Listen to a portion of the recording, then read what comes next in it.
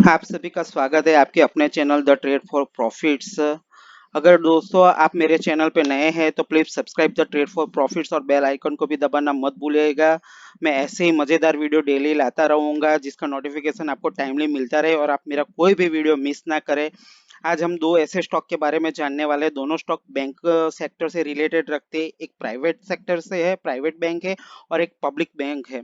तो दोनों में से कौन सा आपको अपने पोर्टफोलियो में रखना चाहिए और कौन सा निकाल देना चाहिए, या दोनों ही रखने चाहिए या दोनों ही निकाल देने चाहिए, उसके बारे में हम आज जानेंगे। तो चलिए बिना टाइम वेस्ट किए हुए हम जानते हैं कि वो कौन सा बैंक है। पहला जो बैंक है वो स्टेट बैंक ऑफ इंडिया है। स्टेट बैंक इंडिया का जो अभी करंट प्राइस चल रहा है वो 191 के आसपास चल रहा है, और जो बुक वैल्यू है वो 281 है। 52 वीक हाई जो है वो 351 है, और 52 वीक लो 149 है। फेस वैल्यू ₹1 है। और अगर दूसरे हम पैरामीटर्स चेक करते हैं तो स्टेट बैंक ऑफ इंडिया का ये 1 ईयर का ग्राफ है। उसके बारे में हम बाद में डिस्कस करेंगे, ग्राफ पे क्या दिख रहा है, चार्ट पे क्या दिखाई दे रहा है। स्टेट बैंक ऑफ इंडिया में अगर पीयर्स के साथ कंपैरिजन करते हैं पब्लिक सेक्टर के अंदर, तो अपने आप में एक लीडिंग कंपनी है स्टेट बैंक ऑफ इंडिया। और रेवेन्यू फ्रंट पे भी अगर आप देखते हैं तो दिसंबर क्वार्टर से अभी क्वार्टर ऑन क्वार्टर बेसिस पे इसका थोड़ा सा ही, मतलब जो रेवेन्यू है वो थोड़ा सा कम हुआ है। और जो अगर मार्च 2020 से रिलेटेड अगर देखते हैं और जून में इसका रेवेन्यू थोड़ा सा बढ़ा हुआ है।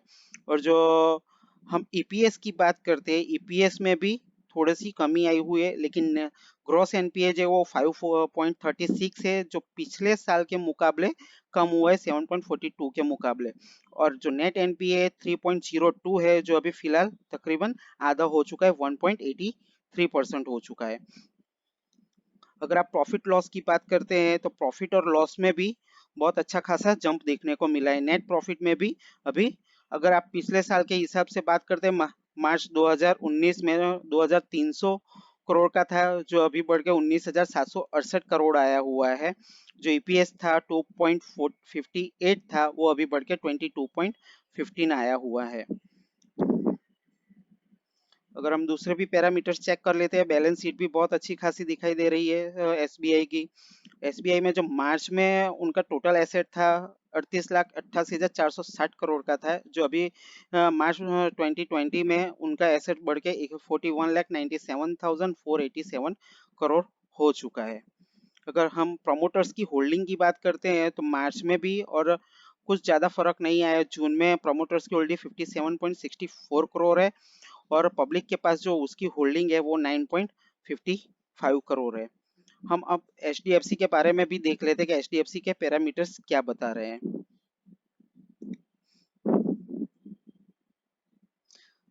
ये एचडीएफसी का करंट प्राइस जो अभी चल रहा है 1033 चल रहा है, और जो उसकी बुक वैल्यू है 320 है। और 52 वीक हाई और लो है 1305 से, और लो जो है 738 है। फेस वैल्यू इसकी भी ₹1 के ही है। ये चार्ट के बारे में हम बाद में डिस्कस करेंगे। उससे पहले अगर हम देख लेते हैं तो पब्लिक सेक्टर में देखा, वैसे प्राइवेट सेक्टर में भी अगर जो ये बैंक है अपने आप में एक लीडिंग कंपनी है एचडीएफसी बैंक। और रेवेन्यू फ्रंट पे भी अगर आप देखते हैं तो मार्च दो क्वार्टर ऑन क्वार्टर बेसिस पे भी रेवेन्यू उनका बढ़ा हुआ है। और जो प्रॉफिट है सेल्स है, वो भी इंटरेस्ट जो है वो 15,608 करोड़ हुआ है, जो पिछले क्वार्टर के मुकाबले 15,529 करोड़ का था। और नेट प्रॉफिट जो है वो पिछले क्वार्टर के मुकाबले थोड़ा सा कम हुआ है, और ईपीएस भी 12.60 है, जो पिछले क्वार्टर के मुकाबले थोड़ा सा कम है।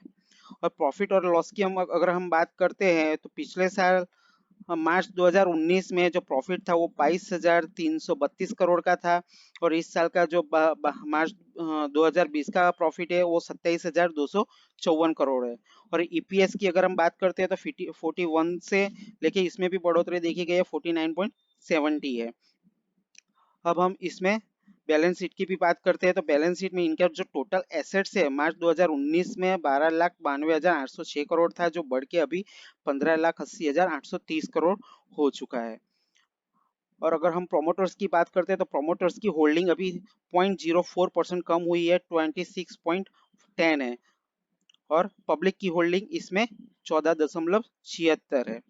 ये हो गई कैश फ्लो और उनकी बैलेंस शीट के हिसाब से। बैलेंस शीट के हिसाब से अगर देखते हैं तो एसबीआई स्ट्रांग दिखाई दे रहा है और एचडीएफसी में थोड़ी सी वीकनेस दिखाई रही है बैलेंस शीट के हिसाब से। अब एसबीआई का हम चार्ट देख लेते हैं।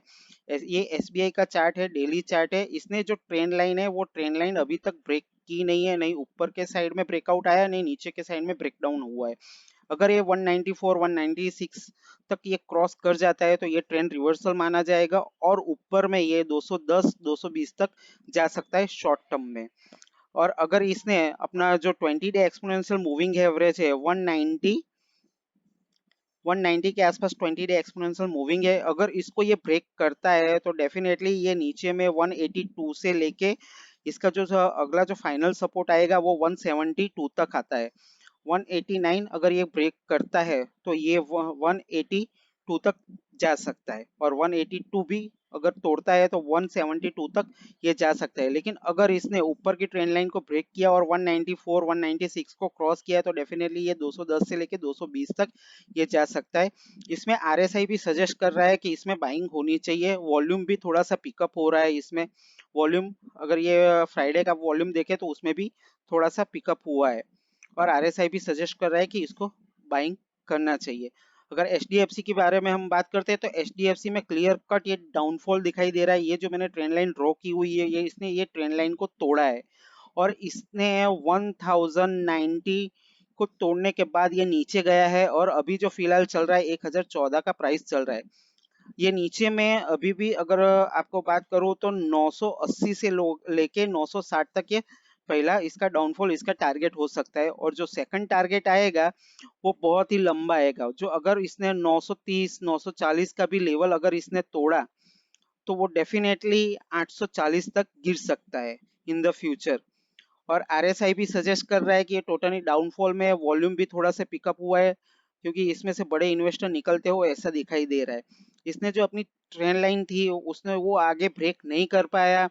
इसने 21 जुलाई को 1150 का कुछ हाई बनाया हुआ था, उसके बाद से इसने ट्रेंड रिवर्सल दिखाया है और वहां से ये नीचे आता जा रहा है। इसलिए आपको एसबीआई को ही अपने पोर्टफोलियो में रखना चाहिए, उसको बाय करना चाहिए और एचडीएफसी को अवॉइड करना चाहिए। एचडीएफसी में अभी भी डाउनफॉल नीचे दिखाई दे रहा है, ये 840 से लेके 860 तक गिर सकता है एचडीएफसी बैंक। अगर इसने अपना दूसरा जो सपोर्ट है अगर इसने सस्टेन नहीं किया 980 960 तक अगर ये गिरता है, अगर 960 भी ये सपोर्ट नहीं करता है तो डेफिनेटली ये 840 तक गिर सकता है।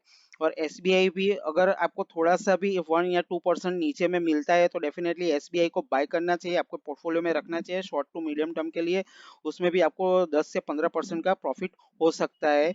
189 अगर ब्रेक नहीं करता है तो डेफिनेटली ये ऊपर जाएगा और 194 196 को क्रॉस करने के बाद 210 से लेके 220 का इसका टारगेट बनता जा रहा है। आशा है कि आपको मेरा ये वीडियो अच्छा लगा होगा guys. Please subscribe the trade for profits और press the bell icon for the regular update. Thank you.